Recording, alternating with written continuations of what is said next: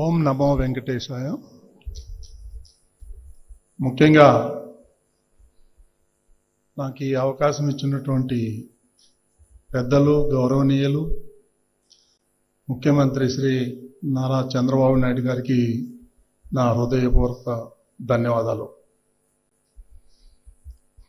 మొట్టమొదటిసారిగా ఇది అభినందన సభ కాదు, నాకు ఆశీర్వాద సభ అని నేను భావిస్తున్నాను.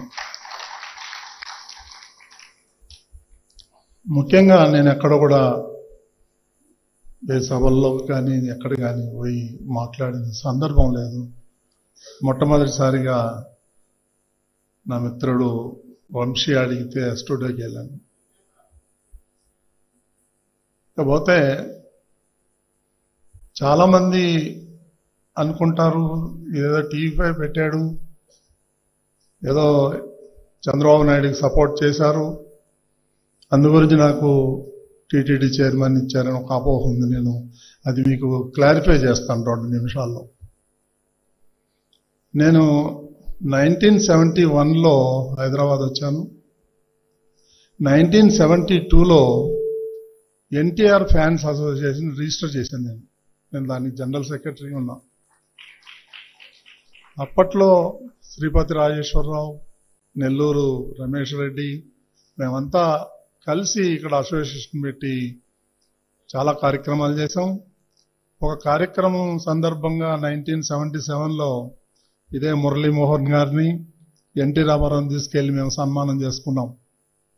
ఇదంతా గత చరిత్ర. నేను పార్టీ పెట్టిన తర్వాత అన్నగారి పిలుపు మేరకు 1982లో అప్పటి నుంచి చివరి దాకా నేను పార్టీలోనే ఉన్నాను. పార్టీ కోసం పనిచేశాను, దెబ్బలు తిన్నాను, జైలు పోయాను. అసలు 15 సంవత్సరాలు నేను ఎల్లో షర్ట్ తప్ప వేరే షర్ట్ వేసుకోలేదు. కొంతమంది మిత్రులు తెలుసు. అంటే నేను ఏ పదవి చేయలేదు, ఏ పదవి ఆశించలేదు. సో ఒక సైనికుల్లాగా పనిచేసేవాడిని. అదంతా గత చరిత్ర. తర్వాత మీడియా పెట్టిన తర్వాత కొన్ని ఇబ్బందులు ఎదుర్కొన్నాను, చాలా ఇబ్బందులు ఎదుర్కొన్నాను. గత 5 ఏళ్లలో నా మీద దాడులు జరిగినాయి. వారం రోజులు 10 రోజులు ఇంట్లో నుంచి అబ్స్కాండ్ అయిపోయాను. నా మీద రెక్కీ చేశారు. సెంట్రల్ విజిలెన్స్ వాళ్ళు రిపోర్ట్ ఇచ్చారు నాకు, బాబు జాగ్రత్తగా ఉండు, మీ ఇంటికి వెళ్ళేటప్పుడు వచ్చేటప్పుడు టర్నింగ్స్ ఎక్కువ ఉన్నాయి, చాలా జాగ్రత్తగా ఉండండి అనే హెచ్చరికలు కూడా వచ్చినాయి. అప్పుడే పోయి second hand bullet proof car తీసుకుని దాంట్లో తిరుగుతున్నా. సో ఇవన్నీ ఒక ఎత్తు. నేను 1.5 year క్రితం చంద్రబాబు నాయుడు గారు కలిశాను. నేను పోయి, అన్నా 42 ఏళ్ల నుంచి పనిచేస్తున్నాను పార్టీలో, ఇప్పటి వరకు నేనేం అడగలేదు. ఇప్పుడు నాకు అక్కడ పుట్టినోడిని కాబట్టి నాకు టీటీడీ చైర్మన్ చేయాలని ఉంది. అక్కడ అన్ని విషయాలు నాకు తెలుసు. నేను ఆ గుడికి తప్ప వేరే గుడికి సామాన్యంగా వెళ్ళను, నాకు చేయాలని ఉంది అని అంటే 1 నిమిషం ఆలోచన చేసి యూ డిజర్వ్ ఇట్ అన్నాడు. గవర్నమెంట్ రాగానే నేను మీకు ఆ పదవిలో ఇస్తానని చెప్పారు. అదేవిధంగా ఎలక్షన్ అయిన తర్వాత నాకు ఇవ్వటం జరిగింది. ఏదో చెప్తారు, వేరే రకరకాలుగా మీడియాలో వాళ్ళు ఇష్టం వచ్చినట్టు రాస్తారు, దాన్ని నేను కేర్ చేయను. ఇకపోతే ముఖ్యంగా అక్కడ చాలా విషయాల్లో నాకు కొంత అవగాహన ఉంది. ఆ అవగాహనని మీరు చూసే ఉంటారు. ఫస్ట్ బోర్డు మీటింగ్లోనే నేను ఖచ్చితంగా ఇది జరగాల్సిందే అని నేను ప్రపోజల్ పెడితే అదందరూ కూడా నా తోటి సభ్యులు హర్షధ్వానాలతో ఆమోదించారు. అది నిజంగా గొప్పతనం. అంటే నేను తీసుకున్న అంశాలు ఒక 6 నెలలు 7 నెలల నుంచి నేను హోంవర్క్ చేస్తున్నా, ఓవర్ నైట్కి వచ్చింది కాదు నాకు. కాబట్టి ఇంకా చేయాల్సిన విషయాలు చాలా ఉన్నాయి, అక్కడ లీకేజెస్ చాలా ఉన్నాయి. అవన్నీ ఒక్కొక్కటి బాగు చేసుకొని రావాలి. ఇక్కడి నుంచి పెద్ద పెద్ద చీపురు కట్టలు తీసుకెళ్దాం అనుకున్నా, అక్కడంతా క్లీన్ చేయాలి పోయి. ఎందుకంటే చెప్పలేను. మనం మన దేవుడి గురించి అక్కడ జరిగేటువంటి కార్యక్రమం చెప్పటం భావ్యం కాదు. అవన్నీ సరి చేస్తాను. నా తోటి సభ్యులు సహకారం కావాలి. అదేవిధంగా మీడియా కూడా సహకారం కావాలి.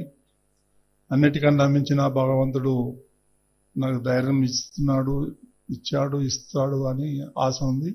నేను తప్పకుండా నా మార్క్ అనేది ఏంటో చూపిస్తాను నేను. ఇకపోతే